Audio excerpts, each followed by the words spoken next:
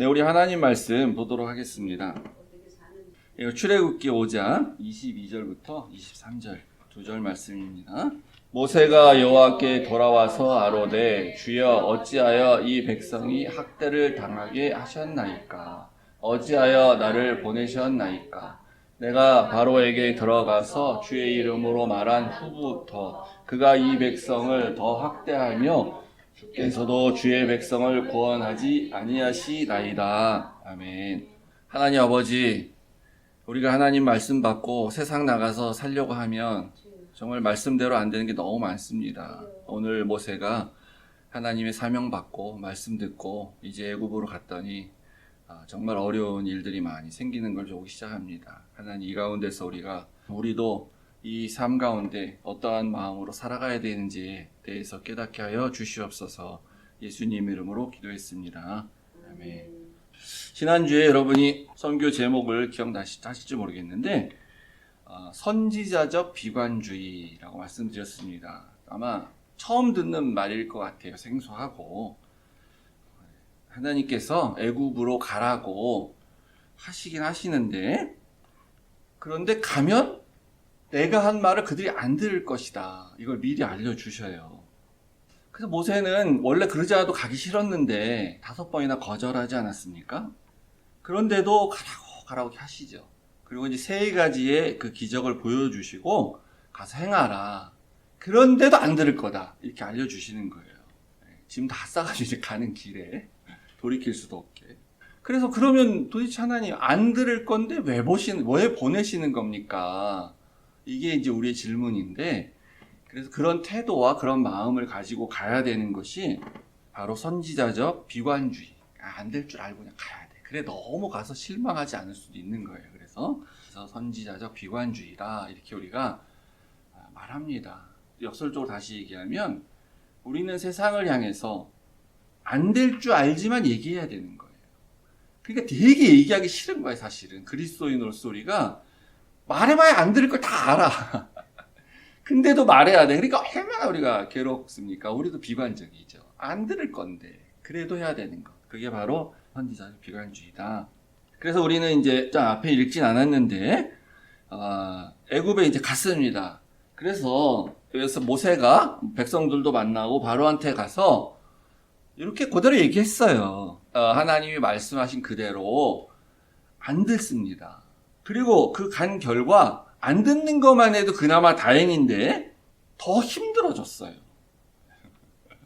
안 듣고 그냥 고사료만 있어도 좀 낫지. 근데 더 나빠졌어요.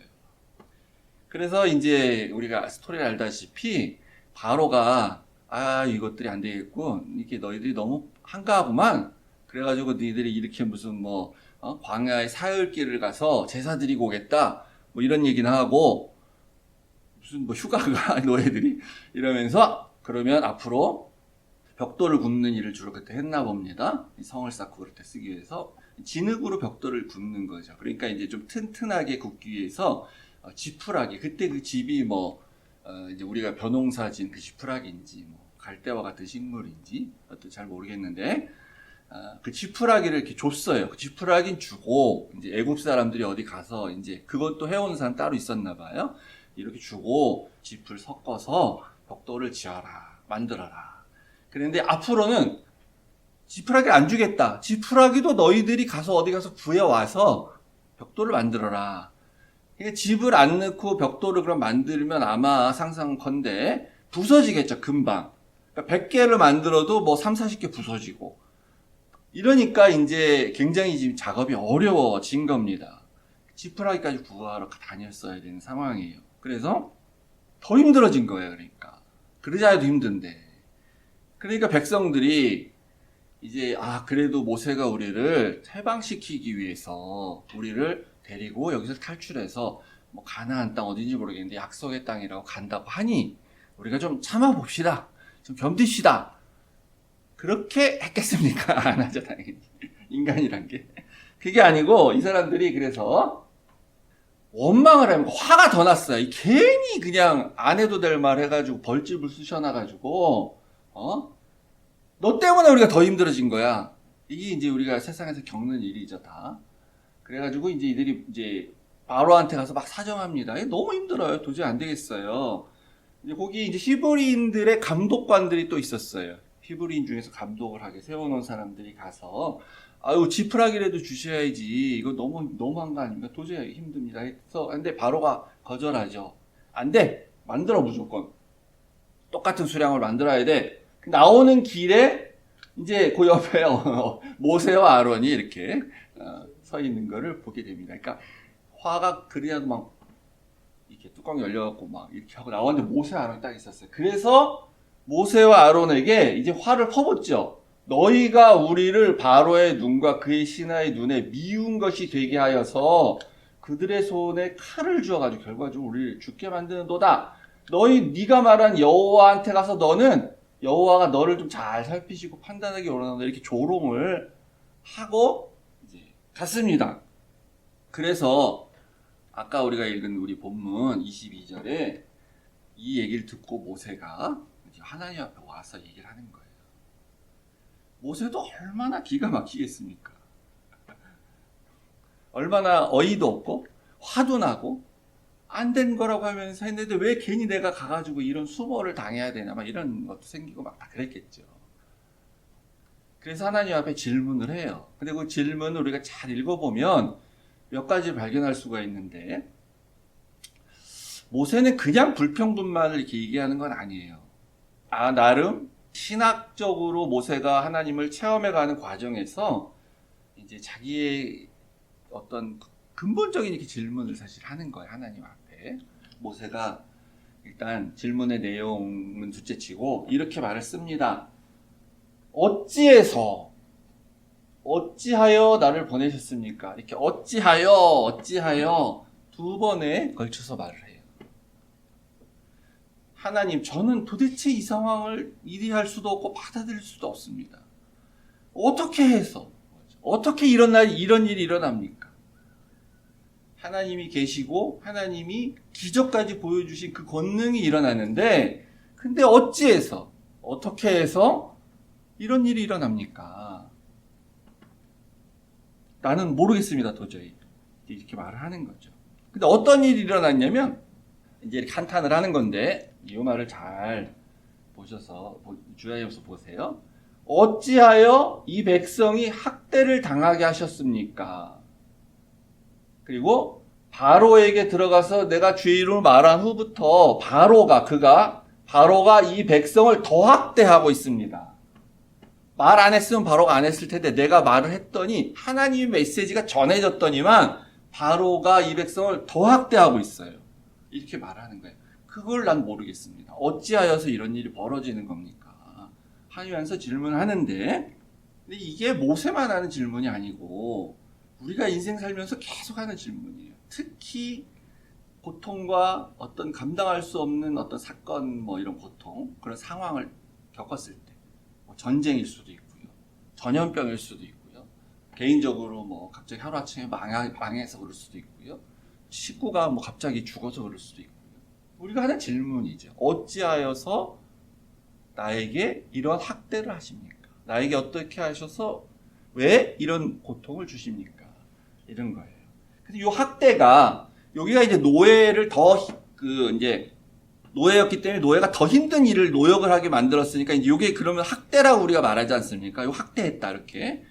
근데 요 원래 히브리어 단어 뜻은 이제 학대라는 뜻도 있는데 그거보다 좀 포괄적이에요. 다른 데서는 다른 뜻으로 또 쓰여요. 어떤 뜻이냐면 악을 행했다 이런 뜻이에요. 악을 줬다 이런 뜻입니다. 그러니까 바로가 이 백성에게 폭력을, 이 죄악을 더해줘서 결과적으로 학대받는 거죠. 왜 이런 일을 행합니까? 그러니까 이건 악입니다. 이거는 정의가 아니에요. 이건 폭력이고 악입니다. 이렇게 이제 모세가 하나님한테 얘기하는 거예요. 그런데 요 두 번째 23절에 있는 요 악은 주어가 명백합니다. 그죠? 바로가 이 백성을 더 학대했다 그랬어요. 바로가 이 백성에게 악한 행동을 하고 있는 거예요, 지금. 이게 주체가 바로입니다, 바로. 바로는 이방의 왕이니까 그럴 수도 있죠, 지금. 이 노예가 이렇게 나가면 안 되니까. 근데 22절에 학대하는 거는 바로가 아니에요. 잘 보세요. 어찌하여 이 백성이 학대를 당하게 하셨나이까? 어찌하여 나를 보내셨습니까? 했을 때 22절의 학대는 하나님이 주신 학대예요. 하나님이 왜 이 백성이 학대 당하게 하십니까? 이 백성이 학대 당하도록 놔두십니까? 이런 뜻인 거죠. 물론 바로가 그렇게 해서 그렇게 결과적으로 된 건데, 모세가 볼 때는 요 학대는 근데 하나님이 이거 허용하신 거잖아요. 요 악은. 요런 일이 왜 일어나냐 이렇게 말하는 겁니다. 그러니까 이제 하나님은 악하면 안 되죠. 당연히 하나님은 선하신 분이에요. 사랑이시고 악하실 수가 없어요. 근데 이렇게 질문하는 거예요. 현상적으로 일어나니까. 그래서 우리가 이런 일이 일어나기 때문에 이제 이렇게 다르게 표현하는 거예요. 책도 이런 책들이 있는데 하나님은 왜 악을 허용하시는가? 뭐 이런. 근데 읽어보면 대답은 알 것 같기도 하고 모를 것 같기도 하고 뭐죠. 이해가 되기도 하고 안 되기도 하고 또 이해돼도 동의는 안 되기도 하고 뭐 명백한 그런 대답은 없죠. 또 다른 말로 하면 이제 숨어 계시는 하나님 이런 겁니다. 침묵하시는 하나님. 왜 이 상황에서 안 나타나십니까? 아니 이 상황에서 좀 그 세 가지 기적을 좀 일으키시지 왜 이때는 안 하셔요? 그래서 요게 이제 더 심하게 나가면 사신신학이라고 하는 게 있어요. 신은 죽은 신학이에요. 신이 죽었다는 신학. 신은 부재하시다. 신은 죽었다. 그러다가 이제 그건 아니고 그런 게 아니야. 그래서 이제 거기 계시는 하나님, 거기서 말씀하시는 하나님, 침묵 가운데 말씀하시는 하나님, 이런 걸로 이제 또 책 쓰고 이제 설교도 하고 그런 겁니다. 그런 게 나와 있는 거예요. 그래서 이게 이제 우리의 큰 문제이기 때문에. 바로는 왜 악을 행하는가? 그건 너무 쉬운 문제죠. 그래서 이제 5장 2절에 보면 우리 한번 같이 읽어볼까요? 시작. 바로가 이르되 여호와가 누구이기에 내가 그의 목소리를 듣고 이스라엘을 보내겠느냐? 나는 여호와를 알지 못하니 이스라엘을 보내지 아니하리라. 바로의 이 말은 이제 모든 우리 또 불신자들의 말인데 바로는 이런 거예요. 나는 여호와를 알지도 못해. 여호와의 말을 들은 적도 없어. 나는 이런 신적 무지에 대한 거, 뭐 스스로 신이라고 하기 때문에. 그래서 이럴 때는 악이 발생을 해요, 당연히. 악의 근원적인 문제인 거죠. 악의 근원적 문제는 하나님을 모르기 때문에. 하나님의 말씀을 들은 적도 없기 때문에. 근데 문제는 이제 우리가 그럼 하나님을 모를 때 하나님이 그냥 없어지는 거냐, 하나님은 그냥 안 계신 걸로 끝나는 거냐, 그게 아니라 우리가 하나님을 모를 때 혹은 모른다고 할 때 그러면 원래 하나님이 있어야 될 그 자리에 다른 게 들어온다는 거예요. 뭔가 다른 게 대신하게 돼 있어요. 그게 이제 뭐 사단일 수도 있고요. 그게 악이 들어와요. 거기 죄가 들어오고. 이제 모든 사람이 다 이런 건 아니고 이렇게 하면 이제 완전 진짜 악인이 되고 이제 뭐 그런 악을 밥 먹듯이 하게 되는 건데 대부분의 사람은 뭐가 들어오냐면 자기가 들어오는 거예요. 그러니까 자기가 중심이 되는 거예요. 자아 중심성의 사상. 하나님이 없기 때문에 내가 최고고 내가 알아서 해야 되고 뭐 이런 거죠. 쉽게 말하면 내가 나만 믿을 수밖에 없는 거야. 그리고 내 능력으로 다 할 수 있어. 뭐 이렇게 자력구원까지도 할 수 있는 거고요. 자기가 이게 심해지면 그래서 자아 우상이 되는 겁니다. 자기가 자기의 우상이 돼요. 자기 자아가. 그래서 내가 최고기 때문에 다른 사람은 하찮은 존재가 돼요. 그래서 다른 사람한테 존중을 하지 않고 하나님의 형상으로 존엄성이 있는 자라고 보는 게 아니라 다른 사람을 내가 수단적으로 사용하고 통제하고 때로는 뭐 도구하고 때로는 내가 악을 행해도 되고 이렇게 또 뭐 하다가 죽어도 뭐 아무렇지 않게 생각하고 네가 능력이 없어서 그런 거지 네가 재수가 없어서 그런 거지 누가 그렇게 살랬어? 뭐 이런 식으로 돼버리는 거예요. 그러니까. 그래서 한 사람이 무슨 죽었을 때 어떤 한 노동자가 공장에서 일하다가 조금만 더 주의하고 조금만 안전조치를 더 하면 안 죽었어도 될 사람이 죽게 돼도 그걸 슬퍼하는 마음이 안 생기는 거예요. 그냥 일하다 보면 그런 일 생기는 거지. 이렇게 생각하는 거죠. 이게 악이고 폭력이에요. 홍수 이전의 사람들이 뭐 거의 전반적으로 이런 거고 그 중에서 더 악인들은 직접적으로 폭력을 행사하고 그렇게 살았겠죠. 그래서 이 신적 무지가 악의 근원이 되고 하는 것은 타락한 인간의 이제 본질적인 그런 사실 문제입니다. 그러니까 이렇게 할 수밖에 없는 거예요, 바로가. 바로한테는 뭐 큰 기대를 할 수 없는 거예요, 당연히. 근데 이제 문제는 아까 봤듯이 첫 번째 그 주어. 하나님이 악하다. 하나님이 왜 이 악을 허용하시느냐라고 말할 때 그 하나님의 이러한 행위. 이게 문제입니다. 왜냐하면 근원은 물론 바로에게 있었지만 하나님께서 결과적으로는 그 악을 확대시킨 거잖아요. 하나님이 말 안 하셨으면 그냥 그렇게 살 수 있었는데 그래도 하나님이 이렇게 하라고 말씀하심으로 말미암아 결과가 하나님 말을 듣지 않고 그 악을 확대해서 힘들게 만들었죠.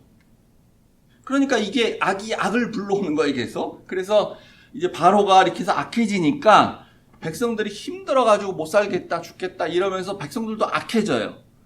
증폭되는 겁니다. 그리고 나서 이 백성들은 이건 누구 책임이냐? 이 필요한 거죠. 그래서 모세를 향해서 논논하는 거예요. 그래서 모세도 화가 나지. 나는 하기 싫었는데 정말. 왜 하나님 날 여기 가라 그러셔가지고 하면서 좀 그래도 이렇게 완곡하게 표현해서 어찌하여서 하나님이 악을 이렇게 가만두십니까? 라고 하나님 앞에 또 모세도 얘기를 하는 겁니다. 그래서 하나님께 쏟아 놓는 거죠. 그러니까 이제 뭐 다 원인이 있다. 그래서 이거의 원인은 뭐고, 이거의 원인은 뭐고, 이거 이렇게 하다 보면 그러니까 누군가 책임자한테 가는 건, 책임자라고 이제 누가 한 명한테 덮어 씌우는 건데, 우리가 그래서 이제 신앙생활 하다가 뭐가 잘 안 되면, 아이고, 목사 탓 좀 하다가 이제 목사님이 이렇게 얘기하셨는데, 잘 안 되네. 목사 탓 하다가. 근원적으로 이제 하나님 탓하고, 하나님께서, 나를 외면하시는 거지. 뭐 이렇게. 심해지면 하나님 안 계신 거지. 이렇게 해서 하나님 탓하고. 더 올라갈 땐 이제 없으니까 거기까지. 그래서 우리도 이제 집에서 옛날에 어렸을 때 살 때도 좀 그렇잖아요. 지금도 그럴 수 있는데, 교회에서 그러고 집에 가면은, 이거 다 엄마 때문이야. 엄마가 이렇게. 혹은 아빠 때문이야. 저도 옛날에 그런 적이 많이 있었어요. 엄마가 어렸을 때 나를 이렇게 왜 이렇게 해가지고, 내가 이렇게 된 거지. 뭐 이렇게 하고. 엄마 탓하고 괜히. 이런 식이 되는 거예요. 그래서 누구에게인가 책임을 좀 이렇게 전가하고 좀 뒤집어 씌워야 될 것 같은. 그래서 이 하나님을 주어로 한 첫 번째 악은 사실은 이제 하나님이 악한 건 물론 아니에요, 당연히. 모세가 가지고 있는 자기 마음 속에 있는 자기의 악을 하나님께 이렇게 투영한 겁니다. 내가 이렇게 생각하고 있다, 내가 이렇다라는. 모세의 악이 이렇게 드러난 현상인 거죠, 사실은. 그때 모세도 여전히 똑같은 그런 인간이다라는 거를, 그러니까 우리가 그걸 보면서 우리도 다 똑같지, 사실은. 우리가 뭐가 더 낫겠어요. 그걸 투영하는 거죠. 그러니까 사실은 내가 이제 진지하게 하나님 앞에서 막 고민하고 뭔가 신앙적인 갈구를 하는 것처럼 표면적으로는 보이는데, 난 하나님 앞에 하나님 정말 하나님 어떤 하나님입니까? 이렇게 하면서 내가 뭔가 고민을 하는 가운데에 그러면서 내가 이런 질문을 던지는 것처럼 보이지만, 근데 그 내면에는 나의 그런 악한 마음이 하나님 앞에 투영되는 형태로 있는 그런 모습이에요. 그래도 저는 여기 모세가 조금 달라진 모습이 보이긴 보여요. 뭐냐면은 이제 이런 상황에서 40년 전의 모세는 이런 악한 바로의 또 애굽 사람들의 모습을 봤을 때 바로 죽였지 않습니까? 지금은 이제 그럴 능력이 없어서 그러지 못할 수도 있습니다, 물론. 그리고 이제 히브리 백성들이 네가 뭔데 이 간섭이야 이러고 막 배쳐갈 때는 모세가 두려움을 가지고 도망을 가지 않았었습니까? 그때는. 지금도 그 마음이면 이제 그렇게 하겠죠. 바로 그냥 가나안 땅으로 미디안 땅으로 다시 가겠죠. 근데 그냥 그래도 하나님 앞에 나와서 하나님 탓인 것 같아요. 하나님 왜 이러십니까? 하나님 해결해 주세요. 뭐 이렇게 하나님의 문제니 하나님께 가져 나오는 그런 모습입니다. 그래서 이제 모세가 굉장히 지금 어떻게 보면 더 큰 위기에 직면하고 있는 거예요. 스스로에 대한. 그러니까 이 바로가 반대하는 거에 대한 위기라기보다는 자기 스스로의 이 상황 정체성에 대한 큰 위기를 갖는 건데, 이제 이런 과정을 거치면서 나중에 모세가 더 성숙해진 모습을 우리가 이제 볼 수는 있어요. 이런 문제가 있을 때 이걸 하나님한테 가져가서 어찌하여 하나님 이 악을 허용하십니까? 라고 이렇게 하면 안 된다라는 걸 좀 깨닫는 것 같죠. 그래서 32장에 가서 보면요. 금송아지 사건이 있을 때에 하나님께서 너무 화가 나가지고 내가 이 백성을 보니 목이 뻣뻣한 백성이로다. 그래서 내가 하는 대로 너 가만히 있어. 내가 이들을 전부 진멸하고 너만 살려서 너를 큰 나라가 되게 다시 만들겠다. 다시 시작하겠다. 이렇게 홍수로 다 쓸어버리듯이 옛날에 그 노아를 데리고 다시 시작하는 것처럼 이렇게 말한 적이 있습니다. 하나님이. 그랬더니 모세가 뭐라 그랬냐면 그러시면 안 됩니다. 하나님께서는. 그래서 파란색 보세요. 주의 맹렬한 노를 그치시고 뜻을 돌이키사 주의 백성에게 이 화를 내리지 마시옵소서. 옛날 같으면 만약에 요때 같으면 마땅하십니다. 하나님 지당하십니다. 심판하셔야죠. 저들을 다 죽이셔야죠. 이렇게 했을 텐데 나중에 이렇게 바뀝니다. 근데 우리가 이제 그럼에도 불구하고 나중에는 우리가 깨닫게 되고 나중에는 우리가 더 성숙해져서 이 깊은 이해를 한다고 해도 이 사실은 이 문제 정말 쉬운 문제가 아닙니다. 우리가 현실에서 정말 우리가 겪게 된다면 이게 되겠어요? 고통스러워. 이 고통이 이게 정말 어려운 거예요. 그래서 이제 우리가 역사적으로 봤을 때 작년이나 재작년 몇 년 전인지 모르지만 플로리다에도 약간 좀 어이없게 아파트가 그냥 무너져 내려가지고 이제 몇백 명이 죽었는지 뭔지도 모르고 그런 일이 생겼는데 미국은 이제 한번 사건이 나면 그 뒤로는 안 나와 뉴스가 잠깐 나오다가 얘기를 안 해. 그래가지고 이제 무슨 어떻게 좀 됐고 어떻게 사람들이 좀 이렇게 좀 죽은 사람 찾았는지 하고 도대체 누가한테 책임이 있어가지고 어떻게 벌을 받았다든지 이런 얘기 안 하잖아요. 미국. 아무리 봐도 안 나와. 근데 이제 한국 같은 경우는 또 너무 지나쳐서 또 문제인데 이제 세월호 참사 같은 게 이제 있었죠. 그래서 역사적으로 이렇게 가보면 또 있어요. 대구의 지하철 화재 이런 게 있었고요. 그죠? 더 멀리 가면 이제 삼풍백화점 이제 붕괴 그 사건이 그런 게 있었고 정말 어이없죠. 정말 어이없고 이게 우리가 이렇게 후진국인가 싶기도 하고. 근데 이제 다른 건 다 떠나서 여기에 교회 다니는 사람이 많아요. 이 희생자 중에. 그럼 교회가 무슨 얘기를 해줘야 될 거 아니에요. 교회가. 장례식 해주는 것만으로 끝나는 게 아니라 교회가 이거에 대해서 뭔가 얘기를 해줘야 될 거 아니에요. 이 가족들이 겪는 어찌하여 이렇게 하고 있는데 이거에 대해서 얘기를 해줘야 되는데 이 고통에 대해서 하나님은 왜 우리의 백성이 하나님의 당신의 자녀가 그리스도인들이 이러한 고통을 당하도록 이러한 일이 근원적으로 일어나고 또 났는데 또 이러한 고통을 계속해서 당하고 있는데 하나님 왜 그냥 두십니까? 라고 어찌하여 하나님 이렇게 우리 질문하는데 하나님이 아무 대답을 안 해. 계속 침묵하셔. 그러면 너무 힘들죠. 받아들이기가 힘들지. 하나님 나타나셔서 얘기해 주시겠어요? 그건 아니지. 교회가 말씀을 근거로 해서 그들에게 얘기를 해줘야 되는 거죠, 교회가. 그래가지고 엘리 위젤이라는 작가가 있는데 위젤 혹은 비젤이라고 하는데요. 이제 86년도에 노벨 평화상을 탄 사람인데 여러 책이 있는데 물론 제가 책 보진 않았어요. 그 내용만 저도 이제 듣고 발췌하는 건데 나이트라는 책을 썼습니다. 밤이죠. 우리말로 하면 이제 밤 혹은 어둠이죠. 근데 이 사람이 이제 루마니아에서 태어난 유태인인데 10대 때에 온 가족이 그 아우슈비츠 수용소에 들어가게 돼요. 홀로코스트를 이제 겪은 사람이에요. 거기서 이제 가족들이 전부나 혹은 이제 하여튼 누나, 동생 그리고 이제 엄마가 이제 죽어요. 수용소에서. 그래서 자기가 이제 이때 그 겪은 일을 가지고 이제 이 나이트라는 소설이라고 할 수 있는지 하여튼 이렇게 그 책을 쓰게 되는데 그래서 이게 이제 실화일 수도 있고 다 비슷한 얘기일 수도 있고 실제로 또 그 수용소에서 이런 일이 또 일어났을 수 있어요. 그걸 이렇게 각색했을 수도 있고.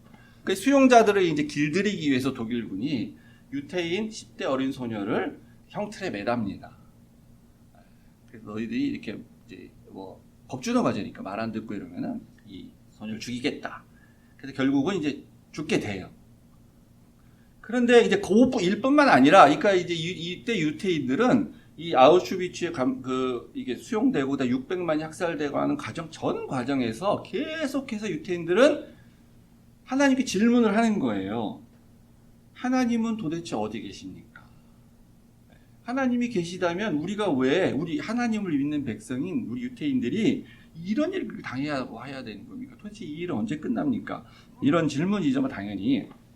그 내내 그런 거죠. 그래서 이 사람들은 지난번에 말씀드렸지만 그 이스라엘을 건국할 때 대부분이 다 무신론자가 돼요. 혹은 사회주의 무신론자가 돼요. 하나님이 없다고 결론을 내려요. 너무 혹독한 그 고통을 당하고 지내왔기 때문에 이 사람들은 하나님은 없다. 신은 있어도 우리의 역사에 우리의 삶에는 간섭하지 않는 신이다. 이렇게 되는 거예요.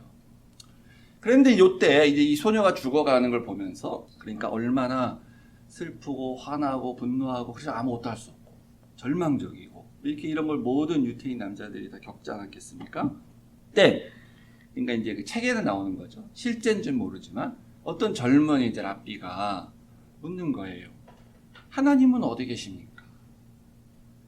그랬을 때 이제 저 뒤에 있었던 그 쭉 광장 이제 수용소에서 지켜보고 있는 그 사람들 사이에서 저 뒤에 있었던 경험 많은 나이 많은 랍비가 이렇게 말합니다. He is there. 하나님은 거기 계신다. 지금 저 소녀와 함께 저기에 매달려 계신다. 이런 뜻인 거죠.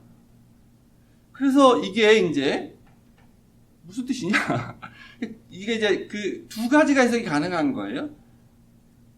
이제 이 작가가 그 대답을 하진 않는 거죠, 당연히. 우리가 이제 두 가지로 해석하는 거예요, 당연히. 첫 번째는 신은 야훼 하나님은 유태인들이 이제 말하는 신은 야훼 여호와니까 저 소녀가 죽을 때 같이 죽었다 이렇게 얘기를 하는 거예요. 그래서 신은 없다, 신은 죽었다 이렇게 사신신학 이렇게 말하는 겁니다. 그래서 이 모든 일은 다 당신의 책임하에서 일어난 거기 때문에 이제 당신은 저기서 죽은 겁니다. 우리 당신이 죽었다고 인정을 하겠습니다. 이렇게 얘기할 수 있는 거고요. 아니면 애초에 없는 거다. 이렇게 말할 수 있는 거죠. 그래서 이제 2차 세계대전이 끝나고 그 유럽이 원래 그러니까 기독교 국가들이거든요. 다 카톨릭이든지 개신교든지. 독일이 종교개혁을 한 나라잖아요. 독일이. 루터. 근데 그 독일이 이제 그런 짓을 한 거예요, 결국은.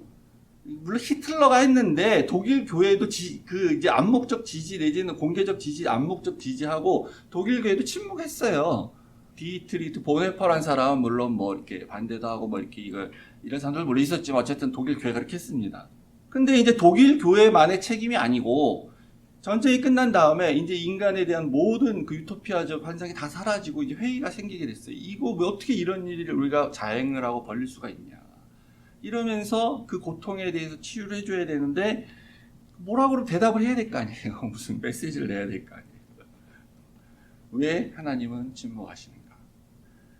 근데 이제 뭐 제대로 말한 게 없어요.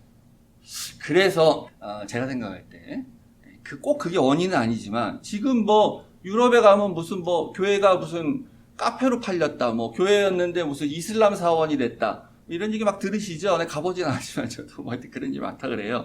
유럽 교회가 굉장히 쇠퇴했잖아요. 기독교 인구도 많이 줄고 전도도 안 되고 물론 당연히 그리고 그런 한 원인이 되지 않았을까? 그거에 대한 제대로 대답을 하지 않고 대답을 하기 위한 노력도 하지 않고 그러니까 사람들이 하나님을 믿는다는 게 무엇인가에 대해서 회의가 생긴 거죠. 더 이상 하나님을 믿어야 될 필요가 있을까? 그래서 유럽교회가 그렇게 된 게 아닌가 이제 이런 생각을 해보게 됩니다. 근데 이제 두 번째 해석은 그 의미가 그래 거기서 하나님이 같이 그 소녀와 죽어서 매달려서 죽은 게 맞아. 거기서 죽으셨어. 그게 뭐냐? 바로 그리스도가 십자가에 달려서 죽으신 거예요. 이렇게 해석을 하는 거예요. 이제 요거는 우리가 좋아하는 걸로 해석이니까 당연히 하나님도 침묵하고 계신 게 아니라 그 소녀의 고통에 함께 하셔서 지금 그 고통을 같이 받고 계신 것이다. 예수님이 그래서 세상의 모든 그런 멸시와 천대를 받으시고 나서 로마의 핍박을 받아서 저 소녀가 독일의 핍박을 받아서 죽는 것처럼 우리가 또 죽게 되는 것처럼 예수님도 십자가에서 죽으시지 않았냐. 그래서 함께하고 계시는 것이다. 이건 동일한 사건이야. 그래서 그분의 화해와 용서로서 우리가 구원을 받게 되는 거야. 동시에 또 우리 인간이 얼마나 악한지를 그것으로 통해서 고발하고 계시는 거야. 이제 이렇게 해석을 또 하는 거죠. 우리가 이제 당연히 뭐 2번을 받아들이고 또 우리가 그렇게 믿어야 되는데 쉬운 문제가 아니에요. 자기가 겪으면. 우리는 그냥 그러면 쉽게 제가 2번으로 가야지 당연히 2번 해석으로 가는 거야. 2번. 1번은 아니야. 근데 지금 그 문제를 겪고 있는 사람들한테 그렇게 얘기하면 그렇게 안 가요. 본인들은 처음에 다 1번으로 가는 거예요. 하나님은 어찌하여 이런 고통을 우리에게 하고 계시는 것입니까? 너무 쉽게 우리가 스스로가 1번으로 가면 안 되죠. 내가 그런 고통을 겪을 때 하나님은 어찌하여 하면서 모세처럼 1번으로 가서도 안 되지만 근데 또 다른 타인이 옆에서 보고 야 그게 아니야 2번으로 가야지 그렇게 해서도 안 되는 거예요. 근데 2번으로 가라고 하는 것만 해도 그나마 다행인데 근데 교회가 어떻게 합니까? 한국교회 특히 네가 믿음이 없어서 그런 일이 생긴 거야. 너 죄가 있지 뭐가. 하나님의 뜻이 다 있어. 하나님 뜻이 다 있어. 이렇게 얘기하면서 2번으로 가라고 하기 때문에 그런 기독교라면 안 믿고 말겠다. 이렇게 사람들이 반응하는 겁니다. 그래가지고 어떤 정치적인 이유를 갖다 붙여가지고 저러고 있다. 보상금 더 받으려고 저러고 있다. 단식하면서 투쟁하고 있으면 옆에 와가지고 막 폭식 투쟁이니 뭐니 한다 그러고 막 이런 걸 우리가 대한민국 사회에서 보죠 지금. 엄청난 일을 하고 있는 거예요. 씻을 수 없는 그런 죄를 짓고 있는 거죠. 그러니까 저런 기독교라면 내가 왜 믿냐? 안 믿고 말지. 하나님 있어도 안 믿어 나는 그냥 차라리. 그러니까 전도가 안 되지. 기독교 인구가 교회 인구가 줄고 있다고 얘기를 하죠. 청년들이 교회를 떠난다고 얘기를 하고 있지. 그래서 3040의 뭐 기독교 인구가 줄었다고 말을 하고 있죠. 그래서 우리가 쉽게 어떤 결론을 내기보다는 중간에 약간 질문을 해야 되는 거예요. 모세처럼. 어찌하여서 이러한 일이 생깁니까? 어찌하여서 하나님은 이러한 학대를 당하게 하십니까? 그래서 우리 이해할 수 없는 현실의 문제를 이렇게 깊이 던지면서 이제 신앙이 더 성숙해지고 한 단계 이렇게 도약하고 그런 데로 나아가야 되는데 그래서 우리가 이제 혹시라도 인생 살면서 이러한 일을 겪는다 하면은 좀 한번 생각해 보세요. 또 우리 주변에 이러한 일들을 겪고 있는 사람들이 있으면 우리가 그렇게 얘기를 해줘야 되는 거예요. 쉽게 결론 내리지 마라. 그래서 더 시간이 지나면서 나중에 모세와 같이 하나님 책임이 아니구나 하는 그런 결론을 스스로 도달할 수가 있게 되겠죠. 쉬운 문제는 아닙니다. 그러나 이제 오늘 말씀 들으셨으니까 마음속에 기억하시고 사시면서 이런 일 혹시 당하거나 주변에 보시면 그렇게 말씀 가운데 붙잡고 위로하시기 바랍니다. 우리 그래서 함께 마지막 찬양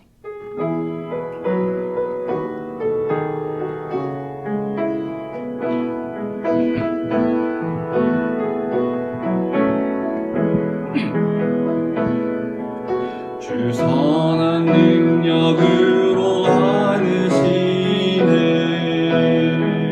그 크신 팔로 날 붙드시네 절망 속에도 흔들리지 않고 사랑하는 주 얼굴 구하리 선한 능력으로 일어서리 난 의지하리 믿음으로 우리 무대 안에 주 오시구나 영광의 새 날을 맞이하리 이전의 괴로움 날에 싸고 고난의 길을 걷는다 해도 주님께 모두 맡긴 우리 영혼 끝내 승리의 날을 맞으리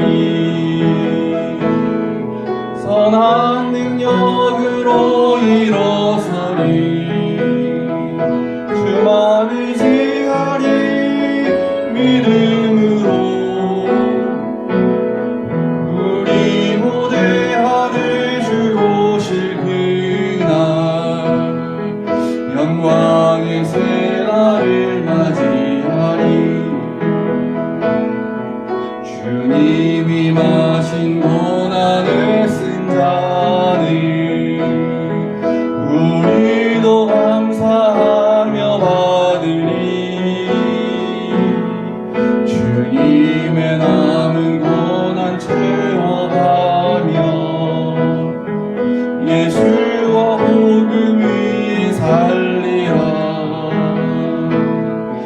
선한 능력으로 일어서리 그만 의지하리 믿음으로 우리 고대하늘 주 오실 그날 승리의 새 날을 맞이하리. 하나님 아버지, 비록 우리가 인생 살면서 우리가 고난 가운데 절망 가운데 있나 할지라도 드린 찬양처럼 우리 흔들리지 않고 하나님의 뜻을 구하는 그런 믿음의 사람이 되게 하여 주시옵소서. 우리가 정말 힘들고 견디기 힘든 그러한 위기와 고난이 온다 할지라도 그러나 우리가 쉽게 포기하지 않고 하나님 우리가 하나님 어찌하여서 하나님은 이러한 악을, 이러한 학대를, 이러한 고통을, 이러한 절망을 하나님 허용하십니까? 라고 질문하고 하나님이 말씀하시는 대답을 듣는 그런 은혜를 우리에게 베풀어 주시옵소서.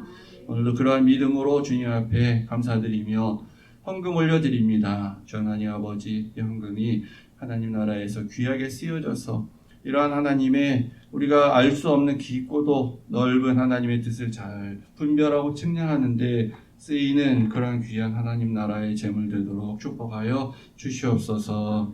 이제는 우리 구주 예수 그리스도의 은혜와 하나님 아버지의 사랑과 성령님의 함께하심이 오늘 우리가 주 안에서 거룩한 주일 맞아서 예배드리며 하나님 주신 메시지 가운데서 꼭 붙잡고 살기를 원하는 그러한 하늘시작교회 모든 성도님들과 가족들 위해 영원토록 함께 있을지어다.